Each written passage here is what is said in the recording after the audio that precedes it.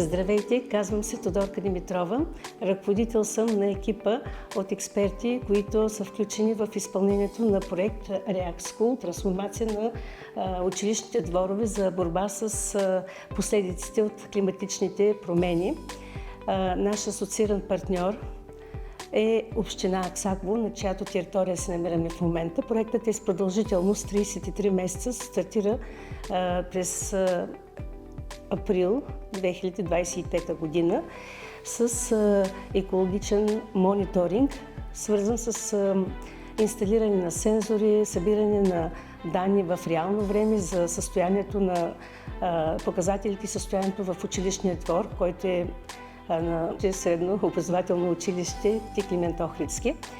Като целта е в реално време да се видят данните, да се наблюдават тенденциите преди и след извършване на инвестицията по проекта. Тази инвестиция наистина стана възможна благодарение на финансиране от програма Евромед, за което целият екип на Агенцията за икономическо развитие е благодарна, тъй като ние сме част от партньорството по проекта. По проекта са предвидени различни семинари за съвместно проектиране. В момента сме на етап проектиране на училищния двор, срещи с заинтересовани лица, с местна администрация, с училищното настоятелство, представители на местната общност, с цел да видим какви са идеите, какви са предложенията, които най-добре могат да отговорят на нуждите на образователната система на територията на община Аксаково. Предвиждат се различни планове за стратегии, за изпълнение, за проектиране, които да бъдат в полза на местната общност. Така че надяваме се този проект да бъде доста успешен и да помогне на местната общност не само в Аксаково, но и в цялата страна.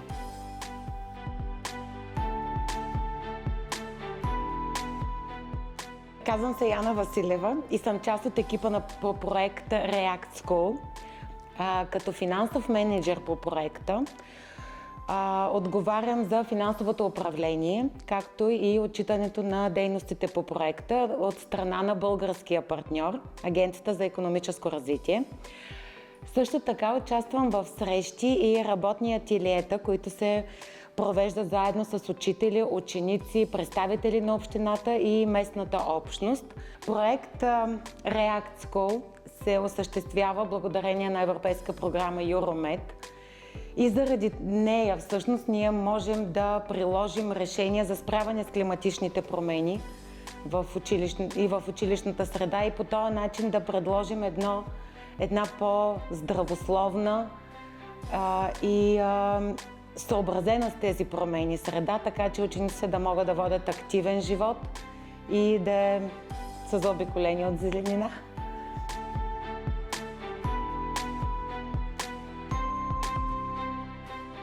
Казвам се Християн Михов и съм част от екипът по проект с акроним React School, който има за цел трансформация на училищния двор на СОУ Свети Климент Охридски в Аксаково за борба с последствията от промените на климата и насърчаване на здравословен и активен начин на живот.